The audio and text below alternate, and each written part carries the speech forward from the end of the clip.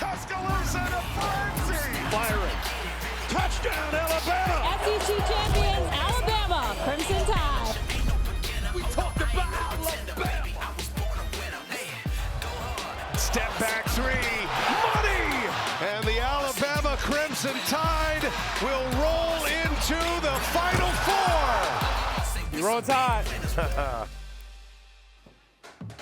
Welcome to Tide TV This Week. I'm Lillian Evers, joined by Charlie Key. And Charlie, it's great to be here with you this week, hosting another episode of Tide TV This Week. Lillian, it's always so great to host with you, and we have a lot of exciting things to cover today. We sure do. It was A-Day weekend here on the campus of the University of Alabama, and football held their final practice of the spring at Saban Field inside Bryant-Denny Stadium. Yes, they did, and over at Rhodes Stadium, a series record 12,898 fans were in attendance over the three-game series as Alabama hosted second-ranked Oklahoma. Despite leading 1-0 going into the seventh, Oklahoma scored 5 in the seventh to win Game 1. But Alabama evened the series with a 6-1 win in Game 2 on Sunday. Callie Hevlin and Abby Dukeshire belted home runs. Hevlin smashed a solo shot in the third, and Dukeshire hit a 2-run shot in the fifth to give the Crimson Tide a 6-0 lead. Jocelyn Brisky went the distance, allowing just 1 run on 2 hits across 7 innings as Alabama handed second-ranked Oklahoma just their 4th loss on the season with a 6-1 victory. In the rubber match on Monday night, the Crimson Tide struck first. Callie Hevlin drove in Audrey Vandegrift with this double in the third, but Oklahoma answered right back with a solo shot to tie the game at 1. And Oklahoma loaded the bases with 1 out in the 7th, but Alabama got the final 2 outs of the inning at home plate to keep the Sooners off the scoreboard. The game would go into extra innings. Still tied at 1 at the bottom of the 8th, but it was top of the lineup for the Crimson Tide. In the very first pitch Audrey Vandegrift saw, she smashed it over the wall in left field. A line drive shot for the walk-off game winner. Her 4th homer of the year gave the Crimson Tide the upset win over the second-ranked Sooners for the 2nd day in a row as Alabama took the series with a 2-1 win in extra innings. Great crowds all weekend long. I mean, I don't think you could showcase the sport of softball any better. 3 games on national television, record crowds, 2 really good teams playing great level softball. You know, kudos to Oklahoma for just being a great opponent, classy opponent. And it's unfortunate somebody had to lose this game because it was a classic. Audrey Vandegrift basically stole the show offensively for us, scored both runs, had 3 hits, and obviously the walk-off. Caitlin Riley on the other side of it pitched her butt off all weekend and just was amazing. That's the best she's pitched for us all year long. And with that series win over number 2 Oklahoma, Alabama picked up a couple of weekly honors from the SEC. Caitlin Riley was named SEC Co-Pitcher of the Week, and Riley picked up a win and allowed just 1 run in over 13 innings of work. And Audrey Vandegrift was named the SEC Freshman of the Week. Vandegrift delivered the game winner with her walk-off home run in the bottom of the 8th in Game 3 to give the Crimson Tide the series win. And outside of that 7th inning in Game 1, Alabama outscored Oklahoma 9-2 in the series. And the Tide has now won both of its 3-game series versus Oklahoma at Rhodes Stadium, previously defeating the Sooners in the 2015 Super Regional round. The Tide will travel to Gainesville this weekend to take on the 7th-ranked Florida Gators. The Alabama Gymnastics team is competing at the NCAA Championships in Fort Worth this weekend. The head coach of the Gym Tide will join us in the studio. That's coming up next, right here on Tide TV This Week.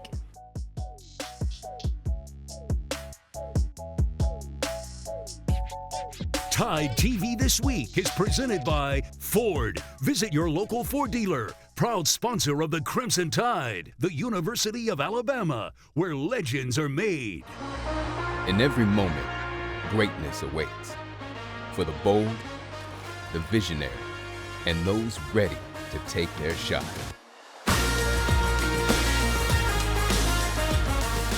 Here, we don't chase success, we define it.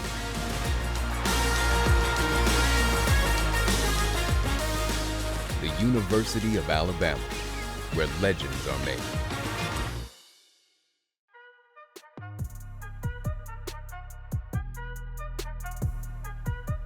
Welcome back to Tide TV This Week. The gymnastics season will come to an end this weekend as the NCAA Championships take place in Fort Worth, Texas. And for the 2nd year in a row, the Crimson Tide made it to the semifinals. The Crimson Tide made it to the Elite 8 of the NCAA Championships with an impressive comeback performance in the Tuscaloosa Regional. Alabama finished as one of the top 2 teams in the regional finals to advance to the NCAA Championships this weekend in Fort Worth. Alabama is also one of 5 SEC teams to make it to the Elite 8. Alabama will be joined by 3 other SEC teams in Session 1, Florida, Oklahoma, and Missouri. LSU will compete in the second session. The top 2 teams from each session will advance to the NCAA Championship Final on Saturday. It will be the 40th overall appearance for the Crimson Tide at the NCAA Championships. For more on this year's NCAA Championships appearance, our very own Alex Brown joins us now, along with the head coach of the Gym Tide. I'm joined by Ashley Johnston, head coach of the Alabama Gymnastics team. Coach, thank you for joining us today. Yeah, thanks so much for having me. It's a pleasure. Hey, Coach, you're coming off an incredible comeback in the NCAA Regional Finals. What were some of the takeaways you had from your team in that performance? You know, all year long, our team has gone through its fair share of highs and lows and in-betweens. We've been tested. We've stepped into so many different environments where we've been challenged and been really pushed to the point to figure out what tools are we going to use to overcome those moments. And it was just really rewarding, really fulfilling to be in the regional championship on the final night where our team performed their best. They demanded their best from each other. They had built the skill set all season long to be clutch, to hit, to put on some really big performances in that moment to carry them on to the national championship. So proud of them. This team has a lot of fight. You remind me of a message that you've stressed to your team this year: progress, not perfection. Yep. Now, how have you seen that message take form as your team is peaking in the postseason? You know, gymnastics is all about perfection, and that's what's so hard, is that we're literally scored based on perfection, that perfect 10.0 mark. But the thing is, if you focus too hard on that outcome, on that end result, you really lose sight of the process. And the process is what it's all about, going back to what Coach Saban has always talked about. And so that's really what we're trying to instill in our athletes, is to stay focused on the process, be invested in the moment, and let the outcome take care of itself. It says a lot about the strength of the SEC that 5 of the Elite 8 teams are from the conference, including the other 3 in your session. Do you think having such a strong regular season has prepared you for this moment? I absolutely think that having a strong schedule has prepared us. You know, it's that phrase, iron sharpens iron, and every single week we've been tested, we've had adversity, and that's really just prepared us to be able to walk into any environment and know that we have the tools to thrive. We have the tools to come out ahead in the toughest moments that are pressure filled. If there are mistakes, like, this team has gone through it all. They're tested, they're tried, and they're ready to step into whatever situation presents itself. Now, you're going to have the same rotation as you did in the NCAA regionals, starting on vault, ending on floor. Do you like that order for your team? We really do like that order. That is kind of the Olympic order. Typically, if you have your choice of where you want to start, we would elect to start on vault. So I think that really is to the benefit of our team. Now, this is the second year in a row that your team has made it back to the NCAA Elite 8. Now, I know you want to do more than just get there, but how do you evaluate the progress of your program in year 3 of your tenure? Yeah, I'm really proud of our program. I actually think there's only 5 of the 8 teams that are returning for the second year in a row. So I think that alone goes to show that the parity and the competitiveness of women's gymnastics just continues to rise. Any team has what it takes to win, and probably the top 20, 25 in the country. So to have the opportunity to be at the Elite 8, to compete on the biggest stage among the best teams in college gymnastics, is truly a reward. It's something to be so proud of, to celebrate, and we want to go out there and make a statement. Coach, thank you so much for joining us today. We can't wait to watch you compete this week. Good, best of luck, and roll Tide. Thank you. Roll Tide. Thank you, Coach Johnson and Alex. And before the competition began this week, the Alabama gymnastics team got some big news. Rachel Rybicki was named this year's gymnastics winner of the Elite 90 Award. The Elite 90 Award is given to the student athlete with the highest cumulative GPA at the final site for each of the NCAA's 90 championships. Double majoring in economics and finance with a minor in Spanish, Rybicki currently holds a 4.0 GPA. Rybicki became the 5th gymnast in UA history to receive the prestigious academic award, and the first since Lauren Beers won it 3 consecutive years from 2014 to 2016. The Alabama football team held their final practice of the spring this Saturday. We'll have all the action from Saban Field inside Bryant-Denny Stadium coming up next, right here on TideTV This Week.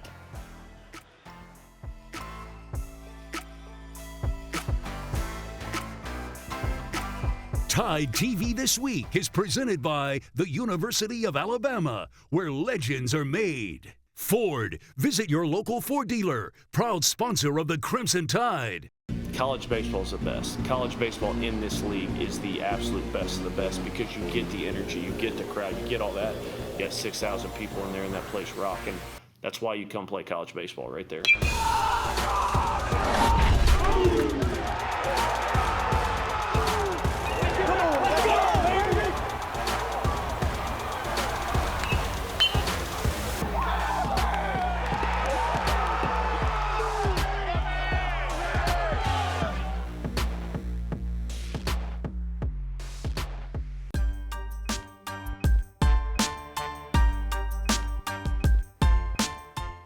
Roll Tide and welcome back to Tide TV this week. I'm Lillian Evers, joined by Charlie Key. And Charlie, it was a big weekend here at the campus of the University of Alabama.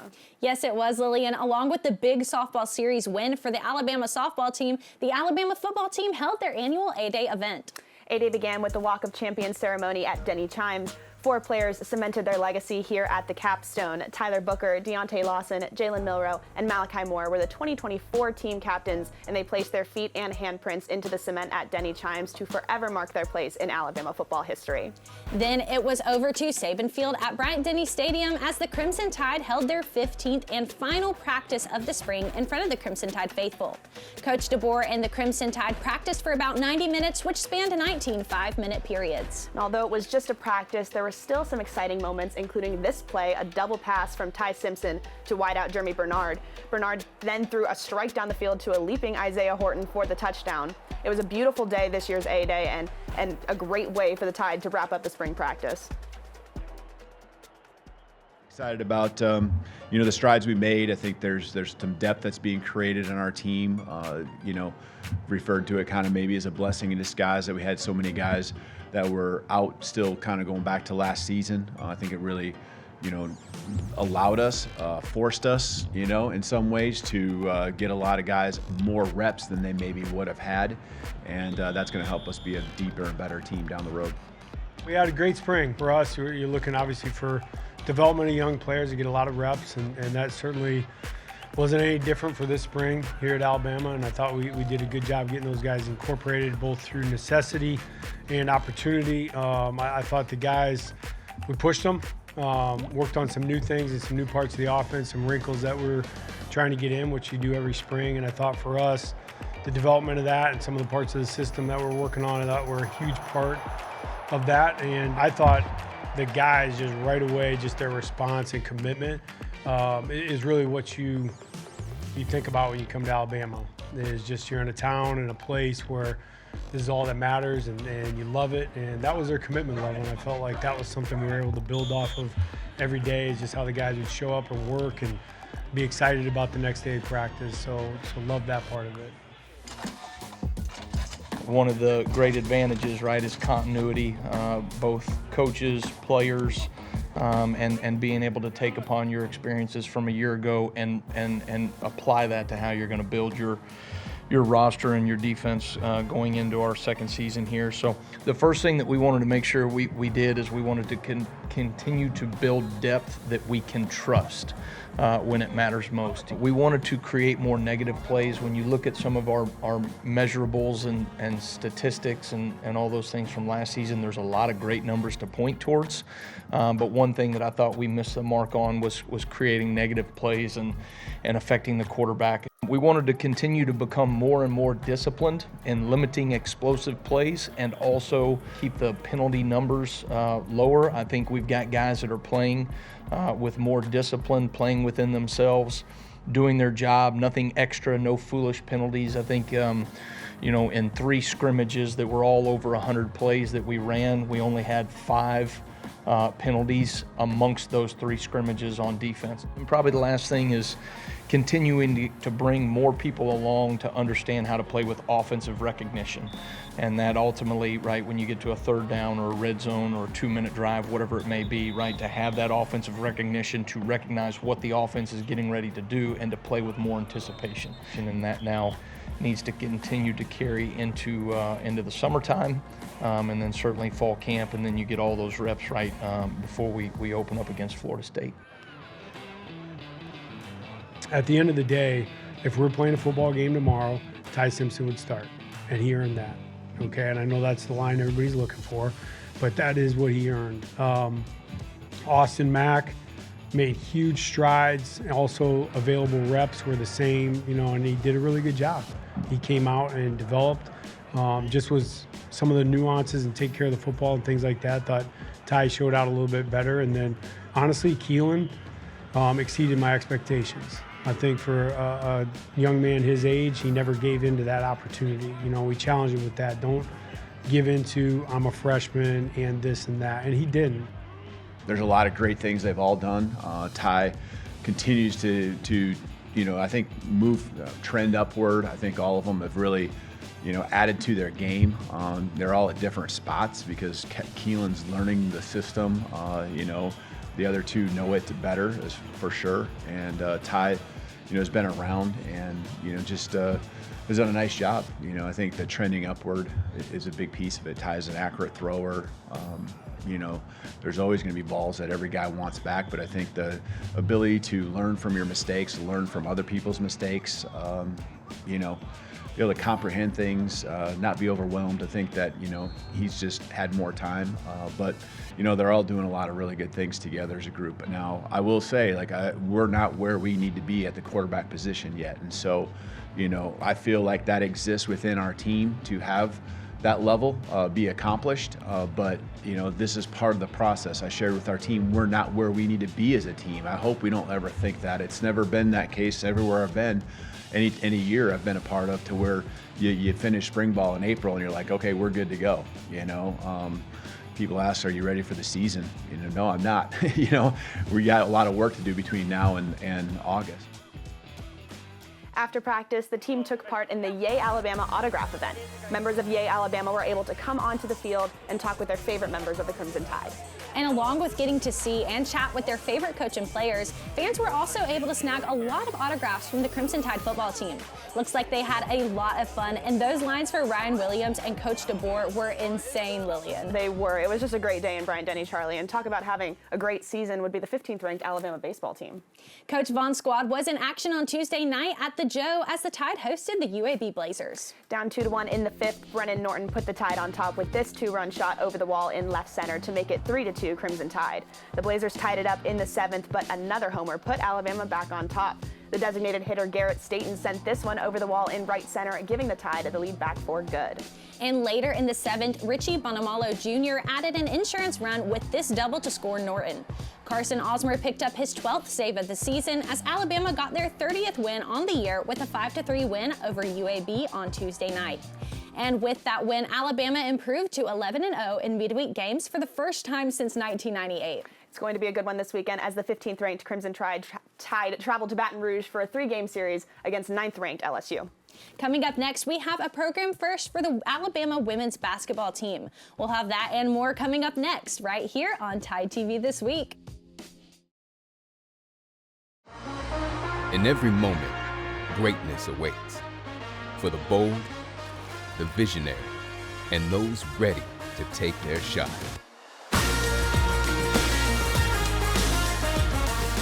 Here, we don't chase success, we define it.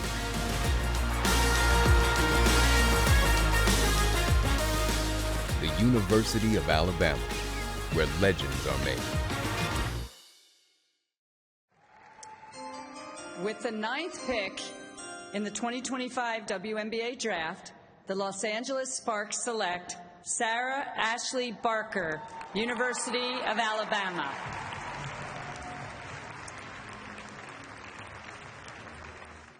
Sarah Ashley Barker became the 9th player in program history to be selected in the WNBA draft, as she was selected by the Los Angeles Sparks with the 9th overall pick. And along with Barker, Aaliyah Nye and Zay Green were also drafted, making it the first time in program history 3 Crimson Tide players were drafted in the same year.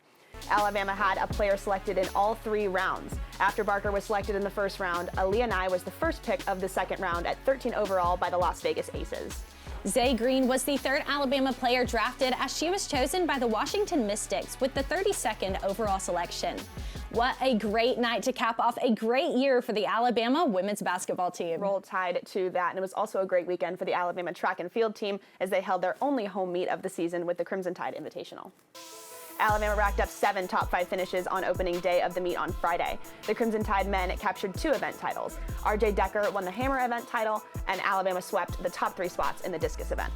Alabama won 8 event titles on Saturday. The Tide took first in the long and high jump events, the 3,000-meter steeplechase, the 100 and 200-meter races, and swept the number 1 and 2 spots in both the men's and women's shot put. And Doris Lemangole broke the school record in the 1,500-meter event. Lemangole finished with a time of 4:09.28. That was also a new personal record for the Alabama sophomore.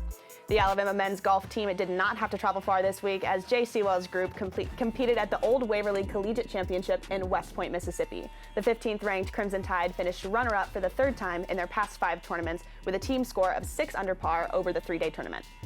3 Crimson Tide golfers finished in the top 15, led by Jones Free, as he finished in a tie for 7th place at 4 under par. At the SEC Championships, the Alabama women's golf team finished in 12th place. Ryan Flynn scored an eagle, and Kennedy Carroll recorded her 3rd straight top 20 finish as she finished 18th overall at 1 over par, her lowest 54-hole score this season. The Alabama men's golf team will compete at the SEC Championships next week. And while the Alabama men's and women's tennis teams are beginning their postseason play this week at the SEC Championships. Stay with us. We'll have our plays and players of the week coming up next right here on Tide TV This Week.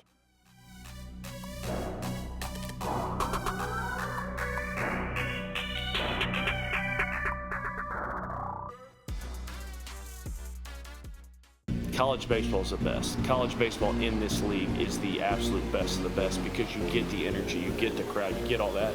You got 6,000 people in there and that place rocking. That's why you come play college baseball right there.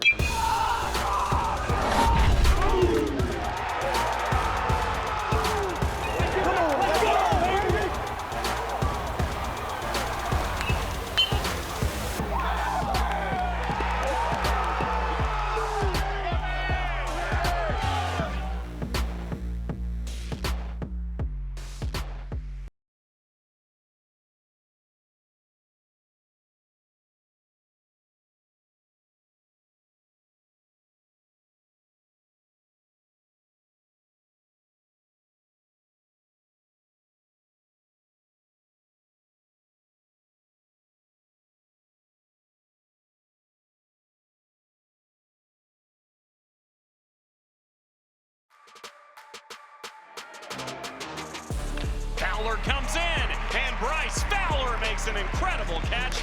Callie Haviland, it is gone! A solo blast gives Bama a 3-0 lead. Payoff pitch. Got him swinging on a 98-mile-an-hour fastball. Riley Quick. This is sent in the left. Add to the deficit. A 2-run bomb for Abby Dukeshire. Bounces this up the middle. LeBron to second for the double play.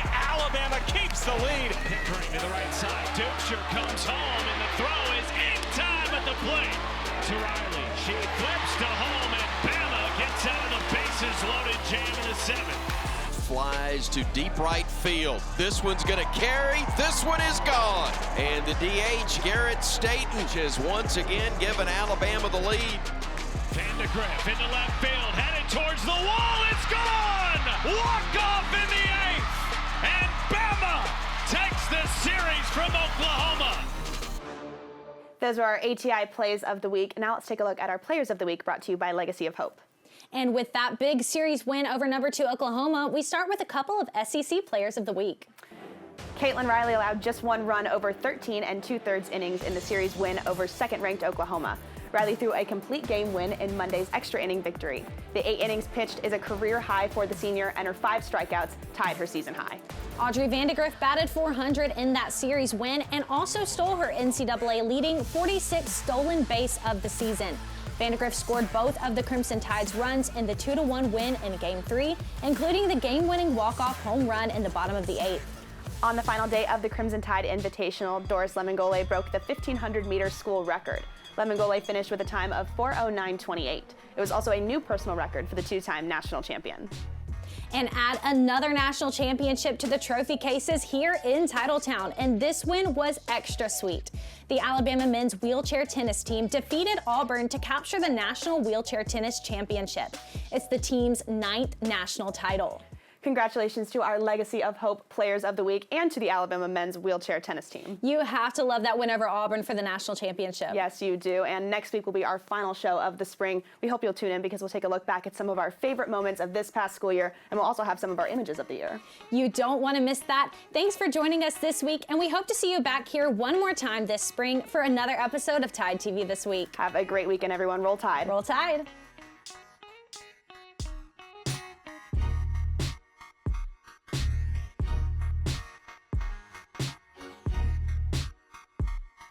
This has been a presentation from Learfield,